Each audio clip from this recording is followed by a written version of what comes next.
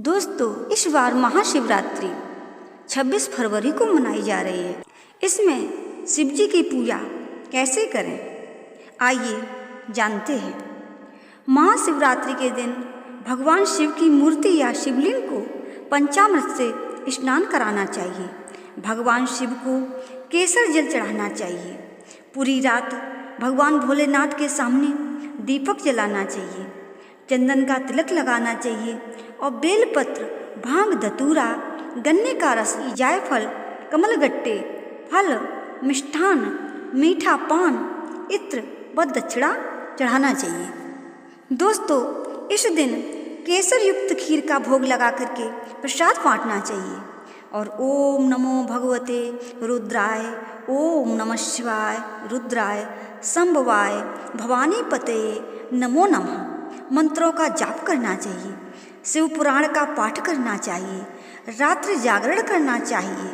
अगले दिन प्रातःकाल ब्राह्मणों को दान दक्षिणा दे करके व्रत का पारायण करना चाहिए। माथे पर भस्म का त्रिपुंड तिलक लगाना चाहिए। गले में रुद्राक्ष की माला धारण करनी चाहिए। समीप स्थित किसी शिव मंदिर में जाकर के शिवलिंग की पूजा अवश्य ही करनी चाहिए। व्रत करने का संकल्प लेना चाहिए। और दोस्तों, इस दिन महाशिवरात्रि व्रत कथा का पाठ भी करना चाहिए। आइए सुनते हैं महाशिवरात्रि व्रत कथा। एक बार चित्रभानु नामक एक शिकारी था। पशुओं की हत्या करके वह अपने कुटुंब का पालन किया करता था। वह एक साहूकार का ऋणी था, लेकिन ऋण समय पर न चुका सकने पर क्रोधित साहूकार ने उसको शिव मठ में बंदी बना लिया। संयोग से उस दिन शिवरात्रि थी। बंदी रहते हुए शिकारी मठ में शिव संबंधी धार्मिक बातें सुनता रहा। वहीं उसने शिवरात्रि व्रत की कथा भी सुनी। संध्या होने पर साहूकार ने उसे बुलाया और ऋण चुकाने के लिए पूछा, तो शिकारी अगले दिन सारा ऋण लौटा देने का वचन दिया।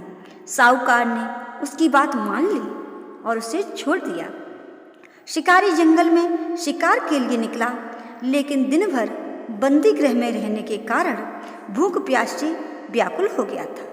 सूर्यास्त होने पर वह एक जलाशय के समीप गया और वहाँ एक घाट के किनारे एक पेड़ पर थोड़ा सा जल पीने के लिए लेकर के चढ़ गया, क्योंकि उसे पूरी उम्मीद थी कि कोई न कोई जानवर अपनी प्यास बुझाने के लिए यहाँ पर जरूर आएगा।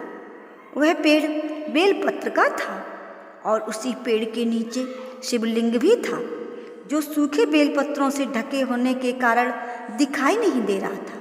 शिकारी को उसका पता न चला। भूख और प्यास से थका वो उसी मचान पर बैठ गया।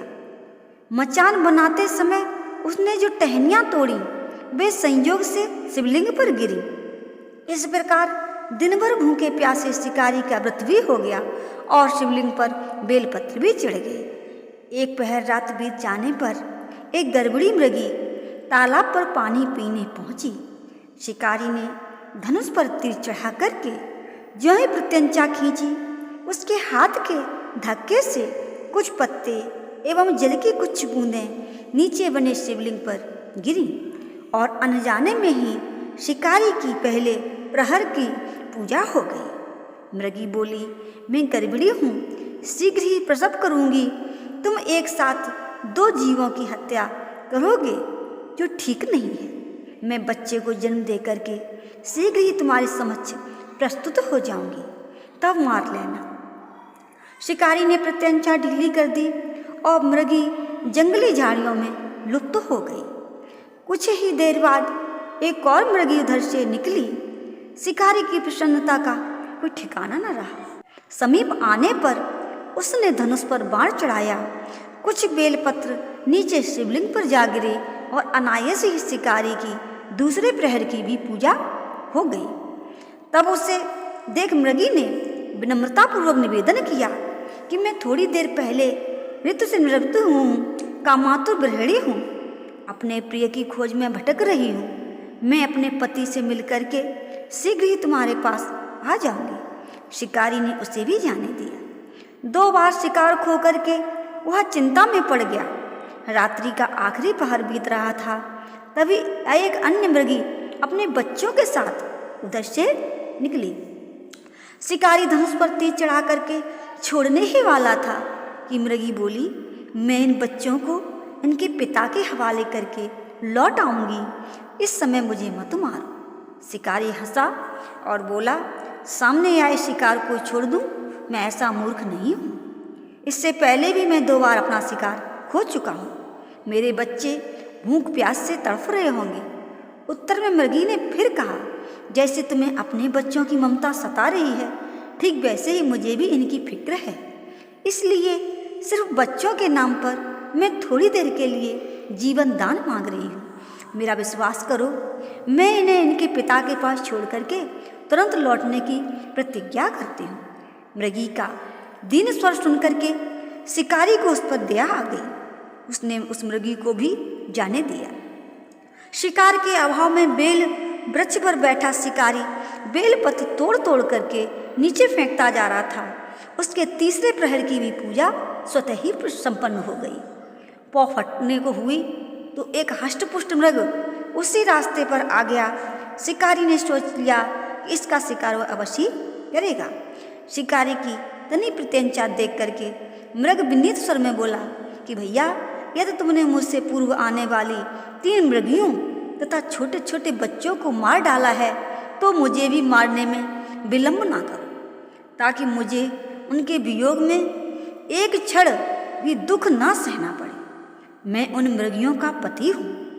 यदि तुमने उन्हें जीवन दान दिया है तो मुझे भी कुछ क्षण का जीवन देने की कृपा करो। मैं उनसे मिलकर के तुम्हारे समक्ष उपस्थित हो जाऊंगा।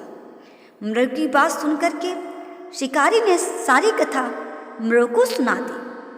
तो मृग ने कहा, मेरी 3 पत्नियां जिस प्रकार प्रतिज्ञाबद्ध होकर के गई हैं, वे मेरी मृत्यु से अपने धर्म का पालन नहीं कर पाएंगी।